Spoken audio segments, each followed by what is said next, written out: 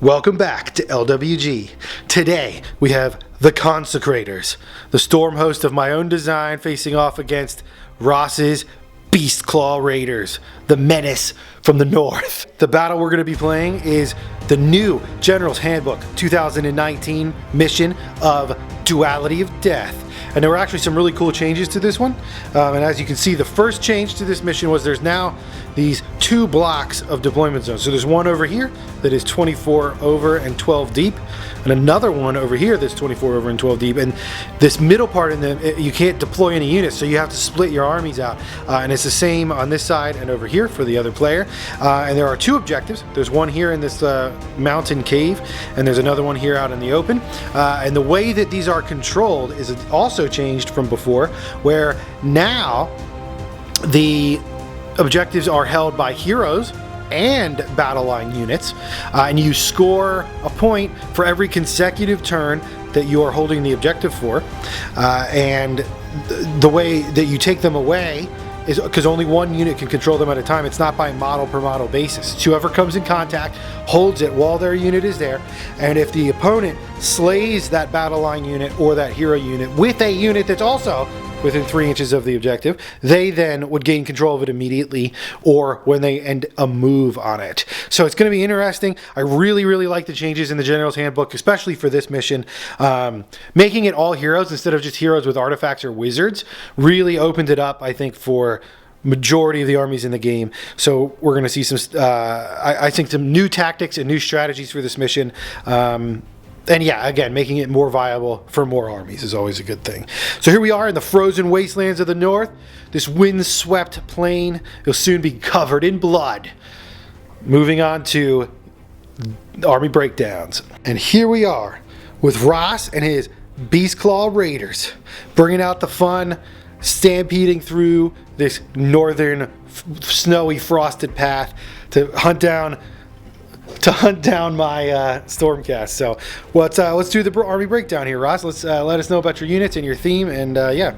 All right. So this is a 3-drop list. So the first thing is the majority of the units come from the Eurobad War Scroll Battalion. For those of you who don't know, the Eurobad is the one where when you charge into combat, you do mortal wounds on 6s. So it's a great add-on to any charge attack that you do. So my warlord is the Huskard. It is the Huskard on Stonehorn here. He has Everwinter's Master, so I can reroll the Everwinter table every turn, and it has the Peltashar Jar that I believe that regenerates wounds. So every turn he'll be regenerating wounds, along with half damage, will make him very tough to kill. So this formation consists of my Huskard on Stonehorn, 2 Huskard Beast Riders, and then 3 squads of 2 apiece Mornfang packs. All right. So over here, you got my Firebelly. So he's a good general wizard. His base spell is actually pretty cool. His base spell is Cascading Fire Cloak. He can create a shield around himself and a casting value of 6. And if you successfully cast it, roll a dice for each enemy unit within 3 inches of the caster on a 4 or more. They suffer D3 mortal wounds. So okay, he can be pretty vicious when you get close to him. And then last but not least, the last unit in my army is my Huskard on Thunder Tusk. So he is Mr. Snowball. Yes, he does fire the snowball. He has the Elixir of Frostworm, which is a mortal wound attack artifact. I get 2 because I have a formation. And because he's a Huskard on Thunder Tusk, he does have the ability. He has the ability to actually heal or damage Blizzard Speaker. So you'll have the ability to heal my guys or damage Jared's guys, depending on the need. It's a pretty good ability. It works on a 4-up, so it can be hit or miss. But man, when it hits and you get some D3 wounds back, it's always a good thing for Beastclaws. Yeah. All right.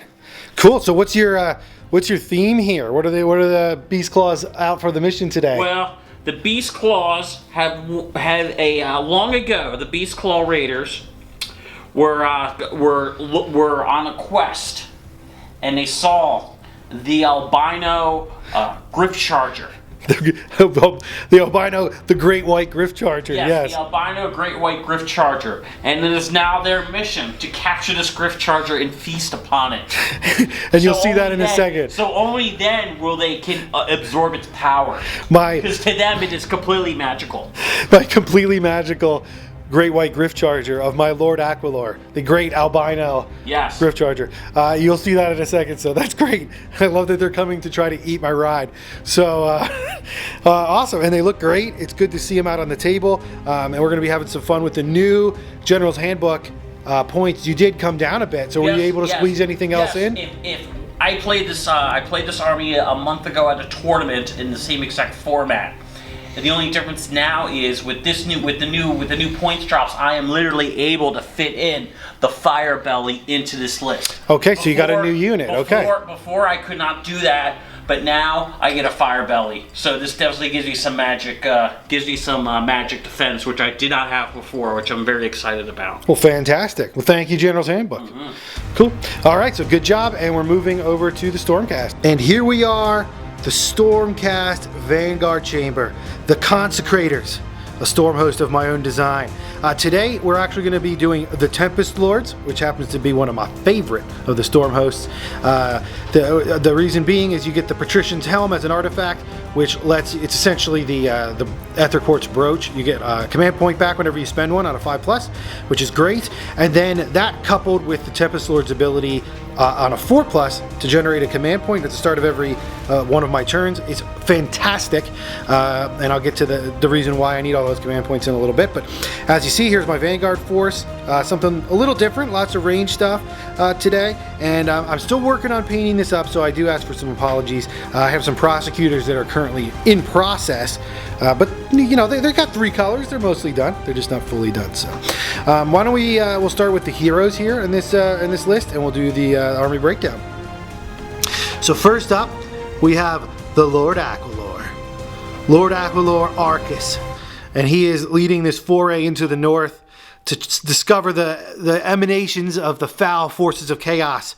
And we have been sent on a mission to figure out where those are coming from, and then we got ambushed by some Beastclaw Raiders. So, and as you heard, they are after that great white Griff Charger, the albino Griff Charger of my Lord Aquilor. They want to feast on his flesh. So that's him. I love him. He has his sword, and he's got, like I said, the artifact, the Patrician's Helm. He has the command trait where when he's near other Tempest Lords units, he gets +1 to wound, which is fantastic. And the reason I need all those command points is because of his command ability, which is Lord of the Azurite Hurricane, which allows me to pick up units of Vanguard units. So we're talking Vanguard Raptors, Vanguard Hunters, Vanguard Paladors, or himself, and end up teleporting them onto the sides of the board. So they would have to be 7 inches away from enemies and fully within 6 inches of any of the board edges when they do that. But you can do him and or another unit. Very versatile, very cool. So that's he's my general for today. Next to him, we have the Knight Incantor Morali, named by my daughter, and she is going to be bringing the Everblaze Comet, as you see to her right there, and the spell that she knows today is the Blessed Weapons, which is just a fun one. Or not Blessed Weapons, what's it called? Celestial Blades. Celestial Blades. She's not a priest, she's a wizard. Celestial Blades does, I believe, reroll. It's +1 to wound, so we'll be adding that in. And then for other heroes up here on the ridge, we've got our on Overwatch. We have there on the right the Knight Venator and his trusty Star Eagle of Doom. I love these guys. I love that Star Eagle. They always do good work. And he's got in his quiver the Star Faded Arrow that I hope works. And to his left we have a Knight Azeros with his trusty Lantern. Won't be getting any extra bonuses because we are not facing chaos, but still great buff unit that helps reroll 1s to hit for all order units in 10 inches, which is just great. So that's my heroes for today, and we're going to move on to the rest of the army. Down here in the front for our battle line, we have 2 squads of Vanguard Hunters with swords. They're just kitted out with swords, normal guys. They'll be able to do the outflank from the beginning. Decent infantry. Went down 10 points. They're 110 points now with the new handbook, and I appreciated that. And then we also have 2 squads of 5 Judicators, which are converted Judicators there between. If you're curious, it is the Vanguard Hunters kit and the Judicators kit, and a third-party system for those hooded heads that I put together. They were a lot of fun to build. I like those guys. So behind them, and that's the good for the battle line section. Behind them, we have got the Vanguard Long Strike Raptors. Also came down 10 points, surprisingly. I was super surprised by that. They've been doing a lot of work for me, and the fact that they came down is just great. Behind them, their trusty animal friends, the 2 squads of 3 Etherwings. And those are actually donated by Ross, so thank you, Ross. He painted those up, and they look great. And to the right of them, we have a squad of Vanguard Paladors, which are, I think, a very solid unit. Very fast, actually hit surprisingly hard, and give a little bit of fire support. And they have some really cool abilities with the Lord Akalor being able to teleport. Plus, they can ride the Winds of Theric and move very fast and pick up objectives. Very cool unit. And over here, as I was saying earlier, some of my squads that I'm in the process of painting is 2 squads of Prosecutors with Javelins and Tridents. And they came down 10 points too, so I think they're at 90 points now each.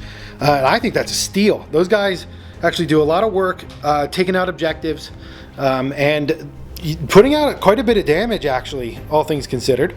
And then, what would a Vanguard list be like without our trusty animal friends, the Gryph-hounds? Games Workshop did not lower the points cost of these, and let me just tell you, they are terrible. They are so bad that everybody in our club is just being like, Jared, I can't believe you take these things. These things should be much lower points than they are.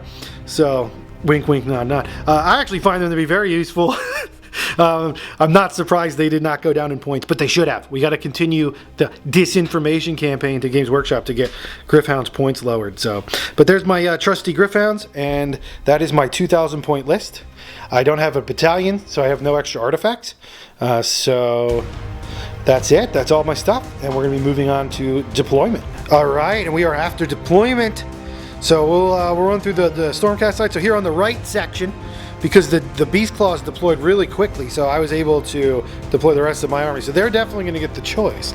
But they only deployed the one Thunder Tusk on this side to threaten the objective in the cave there. So I kind of went a little light on the deployment. I've got 1 squad of Prosecutors and the squad of Gryph-hounds over here. And then over on this side, this is where the bulk of the Beastclaw forces are at, is on the left side of the board, going to be moving towards this objective. And I'm scared. That is a lot of meat, a lot of angry beast and beast rider bearing down on me, going for that central objective. So I deployed the bulk of the Stormcast forces to counteract that. We got the Long Strike Raptors, we got the Knight Venator, the Aquilor and the birds out front, and the other Prosecutor squad with the Paladors and the Incantor. And up in the heavens, to be able to respond to wherever the Beastclaws decide they want to go, we have the Knight of Zeros, 2 squads of Judicators, and outflanking, we have 2 of the Vanguard Hunter squads. So we got a lot up in the heavens. We're ready to move into this forsaken pass, and hopefully we don't get crushed and ridden down by the Beastclaw. But we're set for a great game. The board's looking great. Moving on to turn 1. Who's it going to be, Ross? I will take first turn. Beastclaw, turn 1, coming right up. All right.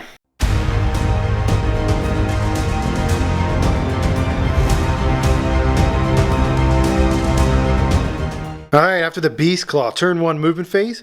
Over here you see, well, hero and movement phase combined, my bad. The Firebelly over there on the right, he decided to cast Mystic Shield. Did he get it off? Yes. He got it off on the Stonehorn. Your general? No, the Beast Riders. Just the Beast Riders on the Stonehorn. You can tell that they're Beast Riders when there's 2 guys. Yeah, the Huskard, which only has 1 guy. Well, there we go. So now that makes a lot more sense. So now they're all your guys are battle line or heroes. So your entire army can basically capture the objective. So, yes. But they've got Mystic Shield there. Everybody move forward, and then over here on the right side, the Huskard. Is it a Huskard? No. This is a Huskard on Thunder Tusk. Note the one rider. The one. See, I'm learning. I can be taught. So, Huskard on Thunder Tusk, or AKA Snowball. He moved up. None of your guys quite got in range of the objectives, although you could do an advance, but he opted out. So you're going to take a little more of a defensive position.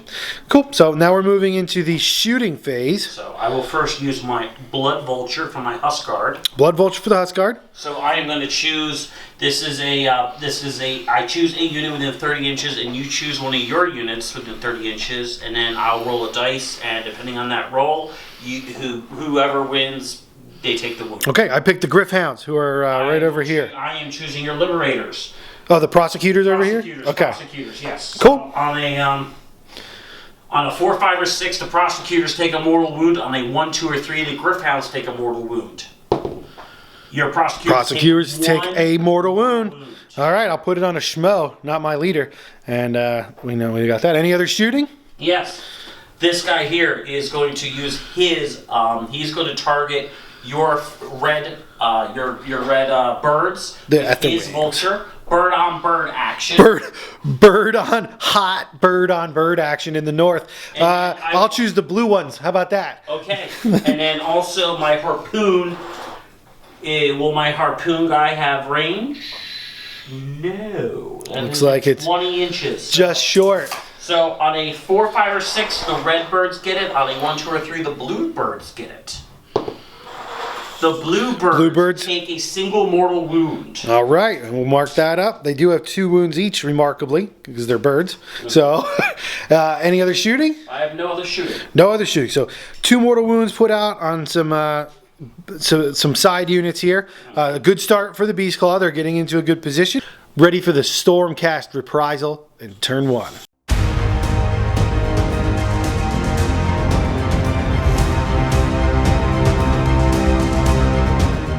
Okay, Stormcast hero phase. To start it off, I get 1 command point, but also, since I'm Tempest Lords on a 4+, I'm going to get another command point, and I do. So I have 2 command points at the moment. And then moving into the hero phase, we only have really one thing that we're going to want to do at this point in the hero phase, and that's going to be the Knight Incantor is going to try to cast the Comet. Here we go. And I believe the Comet is cast on a 6. Well, that is an 11, so that's going to go off big. And are you? Wizard? She is in the back right here. Are you within 30 with your? And the big team measure there? Just out of 30, so no chance to deny. All right, the Comet of Doom falling from the skies, roiling death from the heavens, from Uzir. It has landed here, and the 10-inch radius, we already measured it out, is going to affect all of the units except for this Mournfang squad. So we're going to start by rolling off for this squad here. How much damage do they take? That is a D3 damage, so 2 mortal wounds on those Mournfangs. The other ones in the front there, 1 mortal wound on them. The Firebelly, 1 mortal wound on him. The Beast Riders, because there's 2, so I'm learning. How many do they take? That is going to be D3 for 3 mortal wounds on them. And then the other Beast Riders on Stonehorn are going to take 1 mortal wound. And the one in the back is going to be taking D3 for 3 mortal wounds. So a bit of hit and miss there. It was 3s and 1s. Just a little bit of damage to your mighty Beastclaws, but that's it. So, Comet's set up. That's the hero phase for now, because I have no other casts. And we're going to go through the movement phase, and then I will film the shooting phase. And a gust of wind and lightning strikes from the heavens. The air is glistening with azurite energy. The Stormcast have arrived. We've got all sorts of outflanking. We've got all sorts of movement. So I'm going to go down what happened. This is the end of the movement phase, so the long strikes are pretty much the only thing that held still in my army. We got the Venator moved up, the Incantor moved up, the Paladors and the Aquilor taking up a rear guard position, and the Prosecutors moving up to get into range of the Beastclaw the Mournfang packs that are up here for their shooting attacks. We also had the Riding the Lightning. The Judicators are within 3 of the objectives, so they have... I guess we're playing it that counts as a move, I suppose. What? I mean, they're set up, but it's like it counts as their move. It counts as a move. So we were a little unsure on that, but that's how we're going to go with it. So they did pick up control of that objective for this turn, the Judicators. It's a little risky, but we're going to do it. And then the birds forming the Vanguard there on the front. Now we have a distraction of zeros in the backfield here. He went off to the side, so he's illuminating a few units on either side, and also creating a choice for Ross. With Beastclaw Raiders, they don't have a lot of units, so they have to be very smart where they go, and if he spends some of his resource to go after that guy in the back, he might be out of the game. So we'll see what happens, though. And then appearing behind this Huskard is 2 squads of the Vanguard Hunters with their outflanking. They're going to try to put some shots into him and maybe tie him up. And then over here we tried it again, the Desperate Gambit with the Judicators as battle line, picking up the chest as they ride the lightning down, supported by the Griffhounds and the Prosecutors. So that's where we are, and we're going to be going into the shooting phase, our favorite phase when we're the Vanguard. Okay, so first off for shooting, this Huskard is in range of the Knight of Zeros back there, so we'll be getting the reroll ones. And one of the Hunter squads, the one on the right, is going to be firing in. They have 2 shots each, and the Prime has 3, and they are going to be hitting on 3s, rerolling 1s. Good thing I had the reroll 1s, because there were quite a bit. Okay, and they're going to be wounding on 4s. With nothing special. Oh, that was a really good roll. So we got 6 wounds coming through with no rend so far on that Beastclaw there. Saving on 4s. Saving on 4s. So 1, 2, 3 wounds. 3 wounds go through. So 3 damage so far. The other Hunter squad is going to be firing into the Huskard. Hitting on 3s. And we didn't get any 1s that time. But that was a good roll. And we need 4s to wound. So it looks like 4 wounds make it through with no rend that time. And 3 more go through? Dropping them down to 6, which this is what we needed. We needed him so that snowball is not just 6 flat damage. You're probably going to have to be doing the D6 damage now. So, okay, we're going to move over to the next unit is going to be the Judicators firing into the Huskard. So we'll do the normal guys first, hitting on 3s, rerolling 1s from the zeros. That's 4 hits. And then we got the Prime. Hits on a 2 for 2 hits. And they need 3s to wound. Wow, okay. So that is 6 -1s on the Huskard from the Judicators over here. And his save is 5 then? 5. Wow, that was a fantastic roll, man. All right. He's breathing. He has frost breathing him and just knocked the arrows out of the sky. So, and then we got the Prosecutors over here. So we got 2 guys with normal javelins. They're going to throw those in, hitting on 3s, and they're going to be wounding on 3s. So 1 at no rend. Saved it. And then we've got the Trident from the Prime. Rerolling 1s because of the zeros. Nope. And wounding on a 3. Nope. No wounds there. Uh-oh. That didn't go as well as we thought. So, but anyway, we knocked some wounds off of him, so that's pretty good on that flank. So we're going to shift over to here. And on the left flank here, we're going to start with the Paladors. Have an 18-inch range with their javelins. Are going to go into the right squad of Morphangs. So they just have 3 attacks. And they're not in 10, so no rerolling 1s. And they're going to wound on 3s. Nope, no wounds. Uh-oh. These Prosecutors, same target. The squad of the Mournfangs on the right there. So 2 normal javelins. 1 hit. No wound. And the Trident. 2 hits. 2 wounds at a -1 from the Trident of the Prime. 2 wounds. They both go through. Those are 2 damage each. So that's 4 damage going through from the trident. Great weapon. So he has 1 left on that guy then. Wow. Okay. They're tough. So next up to fire is going to have to be, we're going to put the Judicators, the 5 Judicators into that wounded squad there again. So hitting on 3s. So that's 2 hits. And then we got the Prime. Does hit for 5 extra hits. And these guys are going to be wounding on 3s. So 4 -1s on the Mournfangs from the Judicators. Alright. So all 4 goes. So 4, that's just 1 damage each there. So okay, so cutting one of the mighty Beast Riders down from a plethora of arrows. And then we're running out of arrows here. We're gonna do the Long Strike Raptors now into the Mournfang right there in the front. So they're only gonna have 3 shots. They do hit on 2s though. Oh man, that's 3 6s. That's gonna be 6 mortal wounds for 3 headshots. So 6 is the hit from the Long Strike Raptors. Do the 2 mortal wounds. So that's 6 mortal wounds going through, which is gonna. So killing him, I'll carry the 2 over to him. And that guy has 4 left. Yeah. Cool. All right. Wow. That's crazy stuff. And then we do have the Star-Fated Arrow of the Knight Venator. We're going to be putting that into the Beast Riders there behind the Mournfang that we just fired at. So we're going to fire that Star-Fated Arrow. Here we go. It hits. Oh, I always get so nervous with this thing. Star-Fated Arrow does hit. Need a 3 to wound. That's a wound at a -1. Star-Fated Arrow does go through. So he is a monster. So this is going to be D6 plus 3 damage. So that's a 2. So he takes 5 damage from the Star-Fated Arrow. And then the 3 Star Eagle attacks into him. We got 2 hits from the Star Eagle, hitting on 4s. He's wounding on 3s.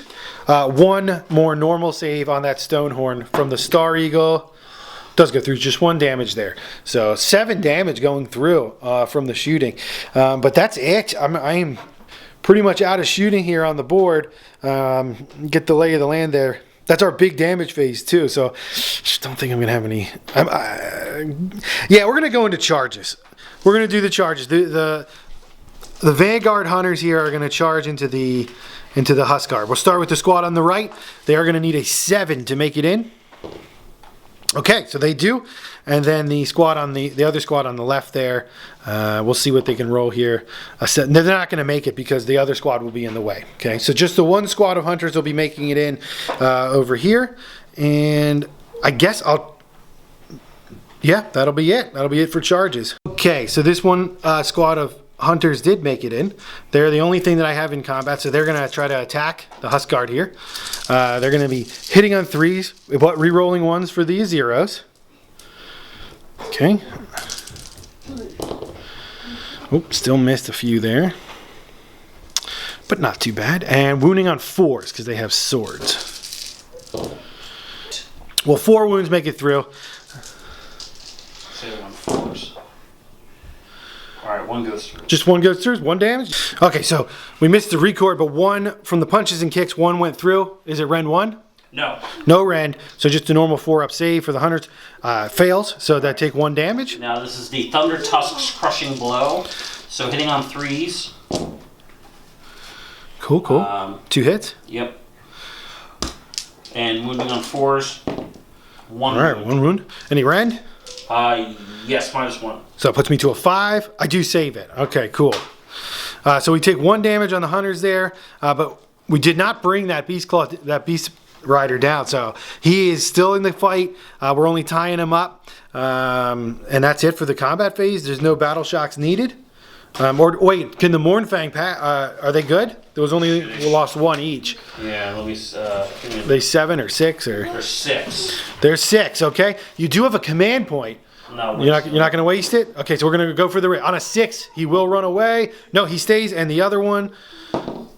So that was close. That wasn't close. He stays, though. So both of them are emboldened by all the arrows firing across the board and sticking into them. They are enraged, and they're going to try to come in and destroy us. So, but as you say in AOS, it's always risky going into the initiative roll-off. We got a 3 and a 3. That means Beastclaw's choice. Yep.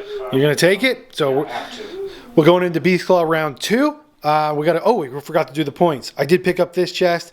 I did pick up that chest. So that's 2 points. Just 2 points for the Stormcast. And we did not get the double turn. Beastclaw ready to ride us down in turn 2.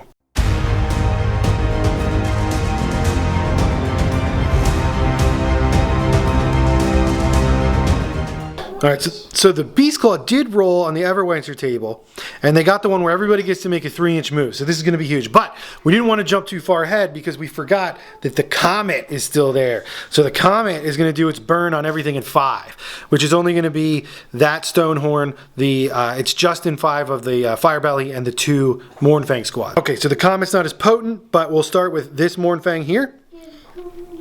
1 through 3 is going to be 1 mortal wound. 4, 5, 6 is going to be D3. So D3 mortal wounds, 4, 2 on that Mournfang Rider. So this guy here, he's down to 1. And then the other one, he just takes 1 mortal wound. And then the Firebelly back there, he's going to take D3 for 1. And the Stonehorn, D3 again. I wish I could have my 6s for the D3s. Oh, there's 3 on the Stonehorn there at the end. Let me just see something. Does he have any mortal defense? No, they don't. No mortal. Wait a minute. It's a half. It's half damage. Halves the damage, right? So it's only going to be 2. They'll knock it down by 1. If it was a full 3, would have killed her. Yeah. Which I don't think I did before, so that was my fault. Okay, so cool. Comet doing its job, and it's also going to do -1 to cast on the Firebelly there because it's within 5 of them. So Beastclaw, you have 2 command points. 3 now. 3 command points now. Because you have your battalion, and got to remember those new handbook, command traits with the reroll on the 1s, the reroll on the wounds, the reroll on your saves, that kind of stuff. So do the 3-inch move, and we'll come right back. All right, so the Huskard is going to be doing his heal on himself, and on a 4 more, he'll get D3 more. Nope, so no heal there, and other hero phase stuff. All right, so the Firebelly went with Mystic Shield, was that correct? He's going to put it on the Stonehorns. You rolled an 8 with the -1 from the Comet, bringing it to a 7. It still does go off. My Incantor is in 30, so she's going to try to deny. And I do, so to block the spell there. All right, on a 9. Any other hero phase stuff? No more hero phase stuff, so now we're going to move into their actual move, because they already did their Everwinter move, and then we'll come right back. All right, the board is a mess. There are beasts ravaging everywhere. This is the Beastclaw turn 2 movement phase. So what went down? We've got this Mournfang moving up on the hill. He is 3 away there. It doesn't quite look like it from this angle, but on the angle, he is 3 inches away. The Stonehorns that are wounded moved up. The non-wounded Stonehorn Beast Riders moved up there 3 away, along with the depleted Mournfang squad there. Mournfangs back there are moving into a support position. Firebelly moving over. This big guy moving 14, big 14. He is 3 inches away from those hunters, and definitely going to be a threat to this objective here. So that was a good move. And then the bait was taken by the general, who is moving in to try to kill the Azeros and those pesky hunters. So that's the lay of the land. We're moving into the Beastclaw shooting. So what kind of traps and pistols and stuff? These guys have to move up still. Oh, okay. We forgot to move those. They are moving in to support the rear, and I am totally fine with that. So, cool. So moving into the Beastclaw shooting phase on turn 2. They're drawing pistols. They're getting their chain traps ready. They're going to feast on flesh. It's a snowball into these guys first. 1 mortal wound. They take 1 mortal wound. So I'll put that up there. They weren't wounded yet. And other shooting from that guy, the Blood Vulture. He has these. He has a artifact. His elixir of Frostworm. So on the D6 roll, it'll do, apparently, on a 1 it hurts me, and then on a 2 through 6, it'll hurt you for various amounts of damage. Okay. So I rolled a 4, and that will do D3 mortal wounds to this squad. So that does 3 mortal wounds. So that's 2 hunters down. We'll pull them then. And now we do the Blood Vulture. The Blood Vulture. I'll choose this squad here. And I'll choose the Griffhounds. Alright, so on a 4, 5, or 6, they take a mortal wound. And they will take an additional mortal wound from the Blood Vulture. Okay, so 2 have died and 1 is wounded. Yes. And that's all the shooting from the Huskar. That is all shooting from the Huskar. We'll pull those off and get right back. Harpoon Launcher hitting on 4 up. That's a hit. I wound you on 3s. You are wounded. It's 1 wound on my Knight of Zeros. Any rend on that Harpoon Launcher? Okay, so he's got a 3-up save, and he saves it. Okay. Right. Vulture, I choose him. And I will choose, it's a unit in 30? Yes. Griffhounds. Alright. He takes a mortal He takes a mortal wound. He's down to 4 wounds. That Blood Vulture is nasty. Holy cow. Alright, so that's enough from him. Alright. We're doing the trap from the General into the Knight of Zeros there. So he hits on a 4. Oh, he misses with that. Okay. Alright. So now over here. We got the Mournfang on the hill. He's going to be firing his pistole into the red Ether Wings. Alright. That's a hit. He does hit. 3 up. He does wound. -1. That goes right through. D3 damage. Wow, Damage. D3 damage from that. Holy moly. So 1 damage on a bird. Mark that. He's shooting at those birds. Shooting at the bluebirds with the Yes. same thing, a pistol. Yep, that's a miss. And we got a miss from that pistol. Alright, so Beast Rider is going to hit the bluebirds there. So we got the Stonehorn Beast Riders are going to be throwing their harpoon and their trap, I Planet guess. Trap hits on a 4. Misses. Harpoon Launcher hits on a 4. No. Nope.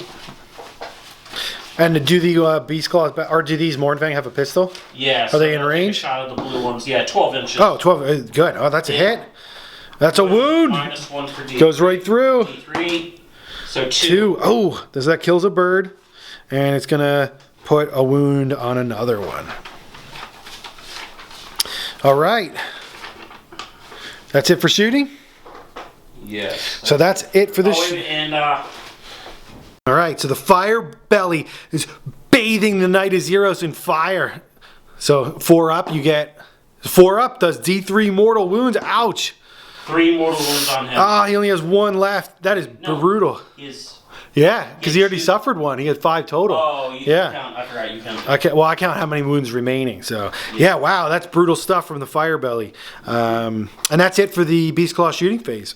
So we're going to be moving into charges. Okay, so before the charges go, the Etherwings actually get to do their special little warning move that they do when they're within 18 inches of the long strike raptors. So they do have 18 inches is a little bit past the bases up here. So we're gonna do the move now with the blue Etherwings. So they move 2d6. They can move 9 inches, but they do have to remain wholly within 18 of the long strike raptors. And since this is not a normal move, it's out of sequence. They can actually go ahead and do this. They can move right in to these units, being within 1 inch of them. Well, within 3 inches of him, technically. And what happens is this happens before his charges. So he technically cannot charge now with these units because they have been locked by the Etherwings. So it's a little trick, and which makes Etherwings a fantastic screening unit. So if you're a Stormcast player, I highly, highly recommend. But you do have to bring those long strike raptors in order to do it. It requires them. So, which is not a problem. Everybody loves long strike raptors. So there you go. You got to see that little move there. And I'm only going to do it with the one squad. I'm not going to do it with the Redbirds. Actually, I might actually move the Redbirds back because no one says I can't do. Okay, so they're only moving 2 anyway. We're actually going to move them back a little bit to try to keep them safe from the pile in there. So, cool. There's that, and I guess that's it for charges on that side. But over here, we had some. Oh, I forgot about that guy up there. That's right. So he's going to do his charge. So 9. He does a 9. He can pretty much go wherever he wants down here. He was camouflaged. I missed him. But we should be able to handle him. It's just that one more thing. So where's he going to go? Into the prosecutors. And you'll be pulling in the birds and the... That's it? That's what I wanted to pull in? Great, okay. Cool, so Mournfang made it into the Prosecutors. And he's charging... And the iron... Or the Fire Belly makes it into the Knight of Zeros, and this Stonehorn and that Stonehorn both made it in, and they're going to do their impact hits now. So they're going to be trampling some of my guys on this side of the board. So this squad takes one mortal wound. So that's actually going to kill a guy from that squad. And then where are you going to put the charge there? You could either put it into the Zeros or or does it affect everybody? No, it's only one. Hold on. Pick an enemy unit within 1 inch. That unit, so it's only one. So okay, so you're gonna pick. You pick one squad. You're gonna pick the hunters back there to run over with the Stonehorn. Okay. Yeah. 4 mortal wounds on them. All right. Well, that cuts down 2. So we'll remove those, and then we'll get to the combats. So punches and kicks from the Stonehorn. So 4's to hit. 4's to hit. Gosh. Is that 1 hit? Yeah. Oh, but he's still got his horns. 4's the wound. That's a wound from the horns. And a mortal wound. Or the wound. punches. So it's 1 wound for 1 damage, and then a mortal wound on top of that. Is there any rend on that? No. Okay, so we got a 4. Nope. That's 2 so right there. 2 damage through is going to kill... The Eurobad did its job. All right, so it kills 1 hunter. That means there's 1 left from that squad, and then you're going to do your horns and just... Yep, horns. Oof. This is going to hurt. Attacks I get on the horns. I get 2 horn attacks and it's so low in wounds. Yeah, this is the wounded Beastclaw from all the shooting. Alright, so I hit once, and then I woo. They have 4's to hit and 3's to wound. Alright, 1 wound at -2 for 3 damage. Ooh, that's a 6-up save. Nope, so that's that squad wiped. All those hunters are dead from the front squad there. Okay, and then it'll be my pick next. So the hunters are piling in and attacking that Stonehorn before they go down. So they rolled pretty poorly. We do get to re-roll this 1 from the 0 still being alive. Nope, another 1 there. So we only got 3 hits out of that, and then we need 4's to wound. So that is 3 wounds on the Stonehorn back there.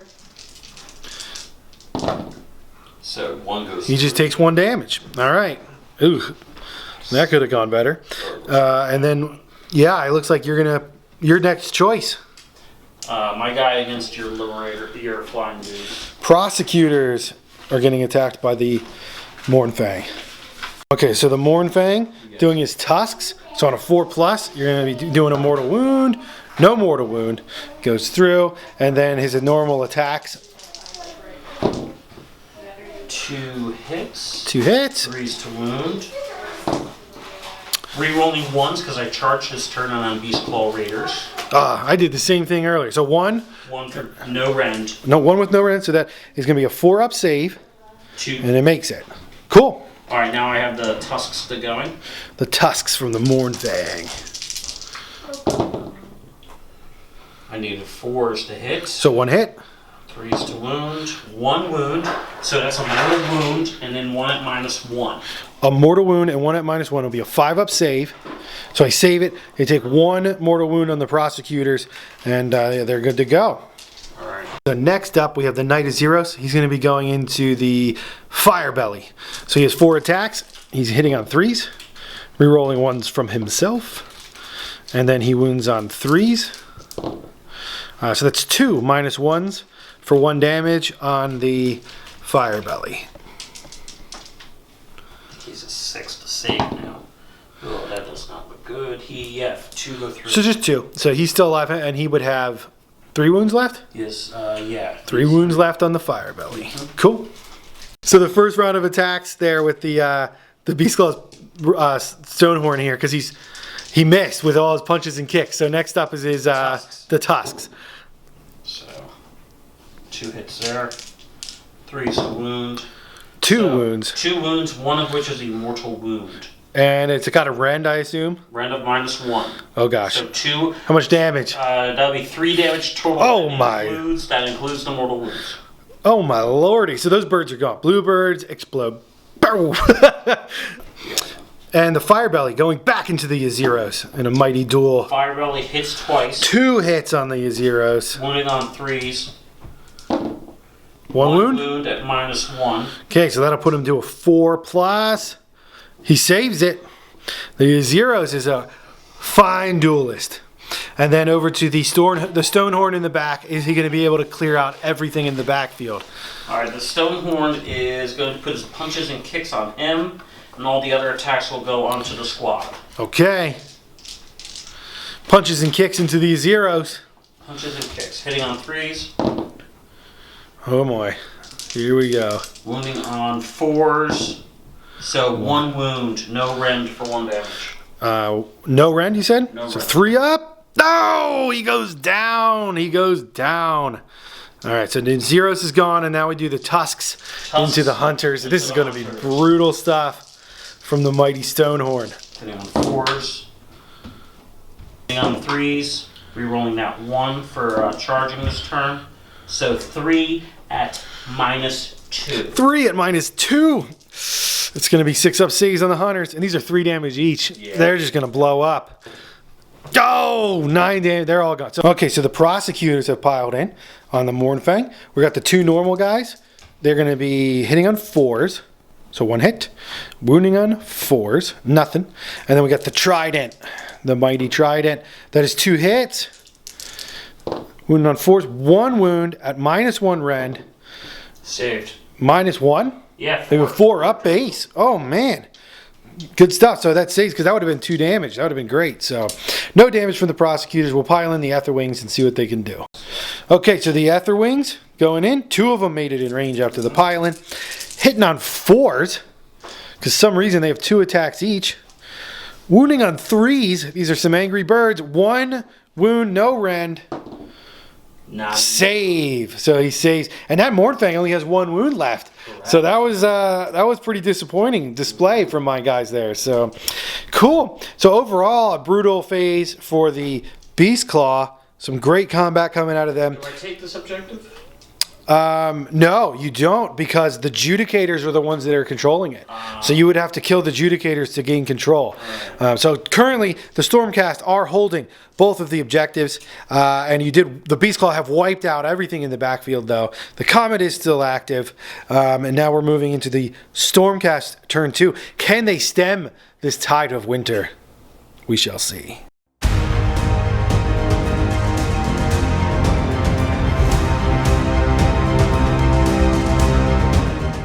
Okay, so going into the Stormcast turn 2, from Tempest Lords on a 4+, I get another command point. I do, so that brings me up to 3 command points, then 4 command points total for getting one for the turn. And now moving into the hero phase, I only have 1 cast from my wizard. So this guy here, this Mournfang has 1 wound left. So I think the right thing to do is to Arcane Bolt that guy. And I don't think you're going to be in 30. Are you in 30 with your... No. So no deny. So I need a 5. And crazier things have happened, Ross, where you miss these things. So all I need is a 5 to kill that Mournfang, and this would be pretty big for me. So come on, Knight Incantor, don't fail us now. All right, she did it. So that's 1 mortal wound, which will bring down that Mournfang, what the prosecutors and Etherwings were unable to do. The Knight Incantor steps up. Okay, so that is my hero phase, because I do not have any other hero actions at this time. So we're moving into the Stormcast movement phase, and we'll come back after that. All right, after Stormcast turn 2 movement, this is where we're at. So the Vanguard's actually, the Longstrike Raptors moved up their move there. I think it's 5. Because when they move, they can just shoot 24 inches instead of 30, but all of my targets are going to be still in range there. So I want to give some more range for that Etherwing move in the charge phase then. So Knight Incantor Morali, she did a run, so she got to move up 7 to here. Judicator shifted, made a hole here for the Lord Aquilor that the Stonehorn can't get through as long as the birds are in that kind of a position there. But I don't know if I want to charge in yet or not. We'll see how shooting goes. Palador's moving up to an aggressive position on the hill. And we've got the prosecutors that were down here fighting the Mournfang have moved over onto the hill. And they're in an advantageous position that their 18-inch javelins should be able to hit whatever I need to hit. Hopefully the shooting phase goes well in their central position there. Knight Venator moving over to snipe some stuff. He's got 30-inch range, so he's in range of everything. And then here, the Griffhounds were behind the Judicators, so they moved up 9 over to here. The Prosecutors hopped over, and the Judicators shuffled a little bit, but they're still in control of the objective.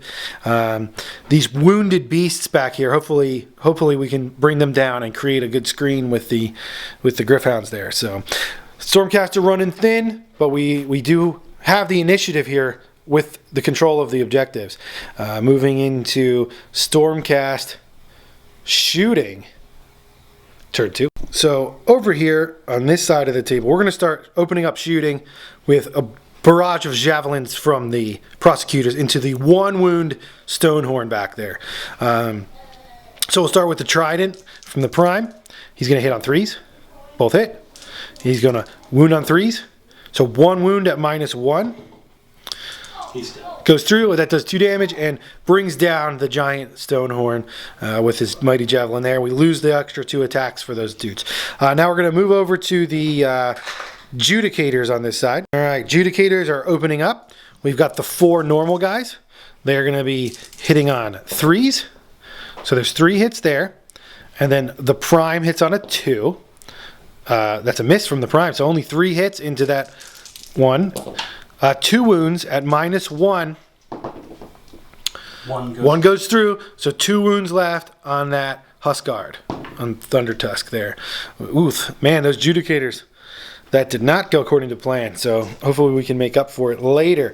Over here on this side, we're going to fire the Long Strike Raptors, are going to be firing into the Stonehorn here. Hopefully we can roll as well as we did last time. So they hit on 2s. So all hit, no mortals this time. And they wound on 3s. Ooh, just 1 at -2. Goes through. There was a 2 rolled, so that's 2 damage, which reduces by 1. So only 1 damage to the Stonehorn. Wow, nice stuff there. The Lord Aquilor is going to fire his heavy Bolt Storm pistol into the Thunder Tusk, or Stonehorn. He's hitting on 3s. Jeez, just the 1 hit. And wounded on 3s. Nothing from the Lord Aquilor. How did he get in charge? The Paladors are in 9. They're going to shoot their pistols and their javelins into that Stonehorn. So there are 3 pistols. Hitting on 3s. So that's 4 hits. And wounding on 4s. So 3 wounds, no rend. 1 goes through. 1 goes through, so that's just 1 damage, so he takes 1 there. And then there's 3 javelins hitting on 3s. No re-rolls. Wounding on 3s. So that's 2 -1s on the Stonehorn. Both go through. 1 damage each, so just 2 more going through. Good stuff. Plink him down. Okay, so the Judicators are going to fire now at the Stonehorn. And I am going to spend a command point to do the reroll 1s to hit command ability. So the Lord Aquilor commanding them. So 4 normals, hitting on 3s. Oh, glad I did it. Rerolling 1s. Okay, so 1 miss there. The Prime hits on a 2. So he hits and he does explode for 6 more hits. And these are going to be wounding on 3s with no reroll. Ah! Just 2 -1s. Which are both saved by the Stonehorn. Oh no. So the Judicators failing epically. Man, that Stonehorn's tough. How many wounds does he have left? 7. 7 wounds. Okay, we're going to put the Prosecutors into him then. So the 2 normal javelins up on the hill into the Stonehorn down there. Hitting on 3s. 2 hits. 1 wound, no rend. Saved. And then the Trident into him. Hit. And 1 wound at -1.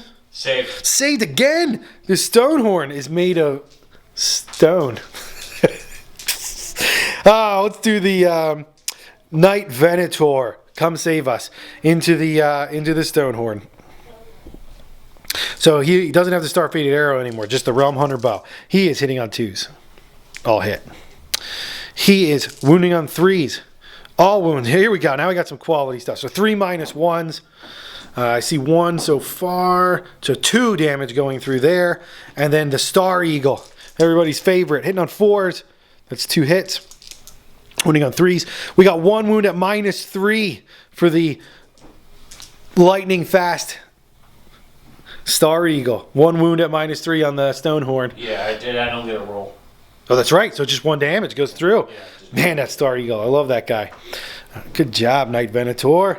And I believe that is going to be all of our shooting. So, pretty effective. We removed this Stonehorn over here. Brought that one down to 2 left. And then this Stonehorn just tanking our forces on this side. How many does he have left? 5. He has 5 wounds left over there. He's the big threat.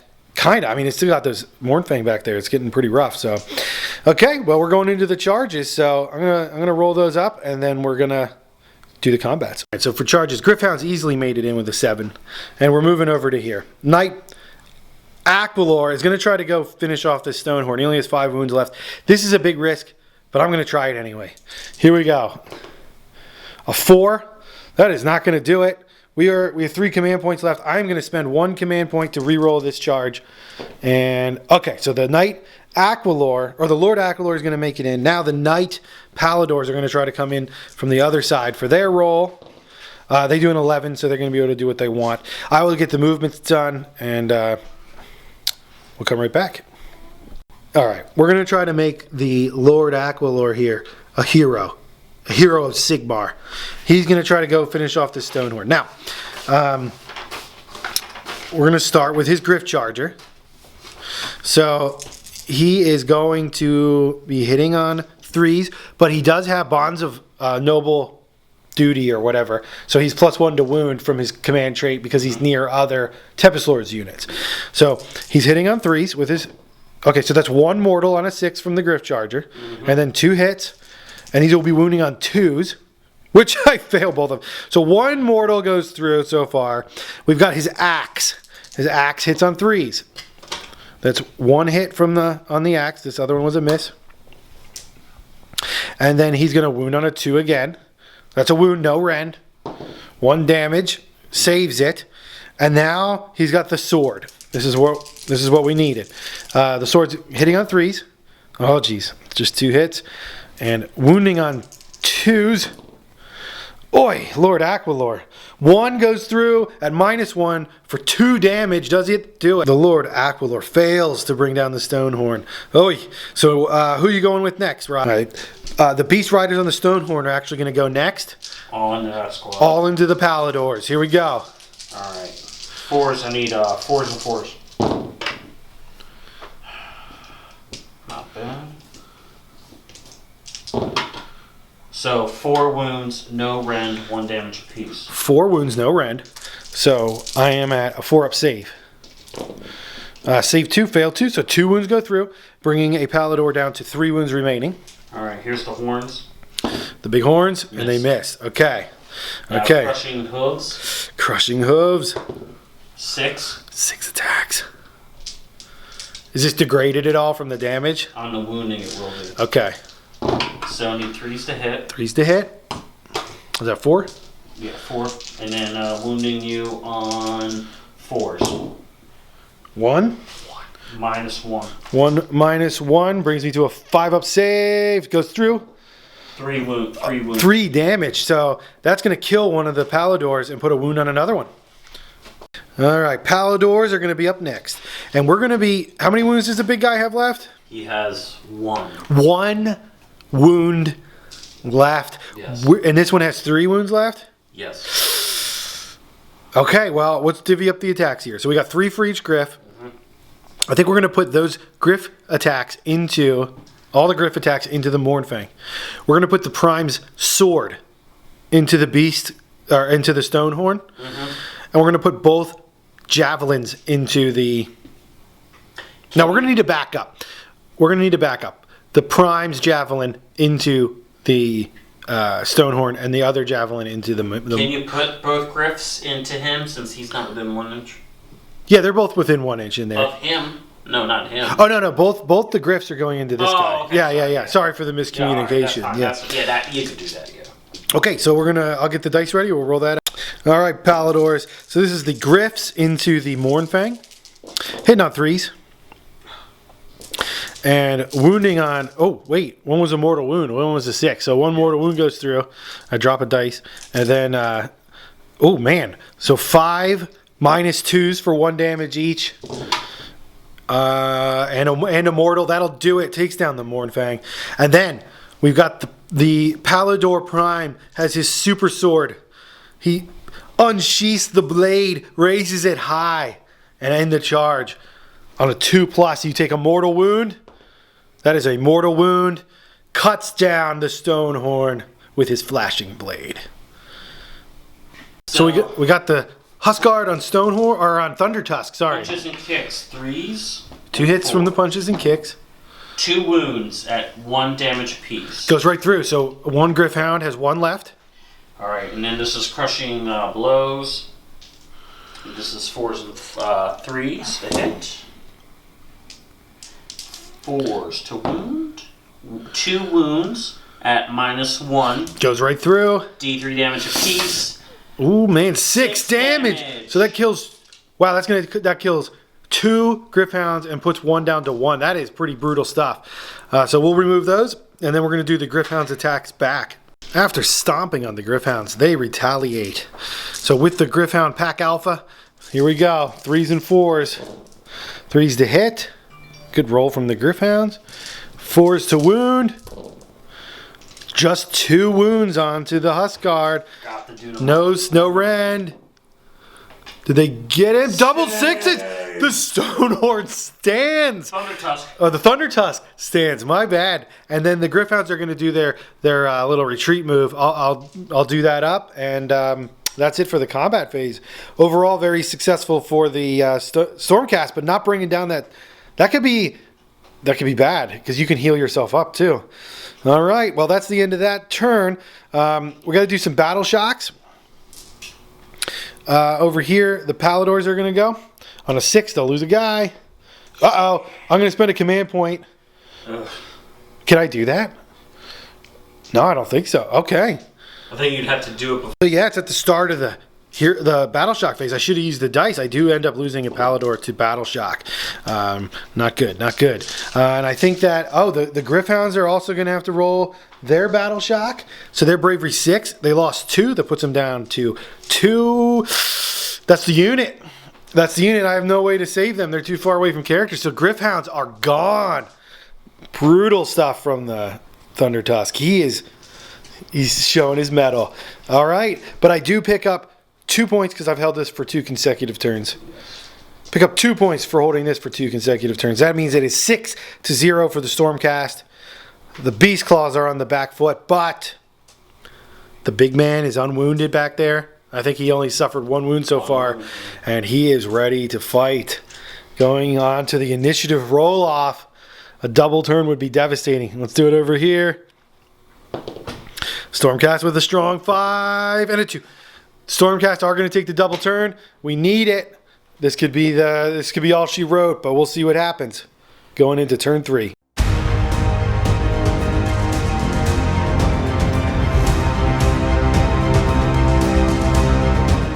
So the Comet is going to do a burn here going at the top of the hero phase for turn 3. It does hit my Paladors. That's going to be D3 mortal wounds on them from the Comet. 3! Jeez, they're taking some hits. So the Palador Prime has 2 left. And then against those Mournfang back there, they take 1 mortal wound from the Comet and its raging energies.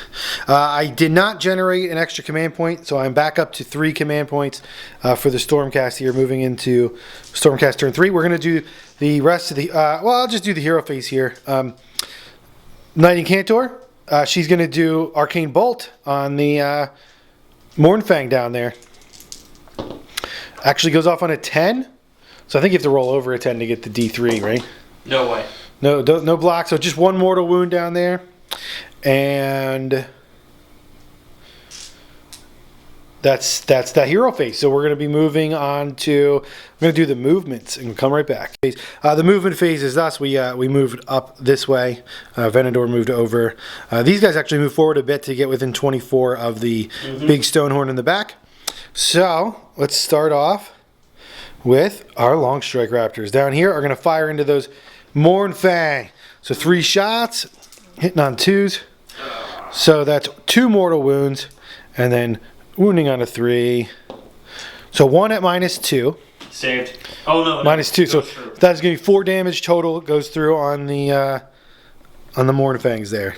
So that's 2 extra falls through. Lord Aquilor is going to put his pistol into them, hitting on 3s, and wounding on 3s.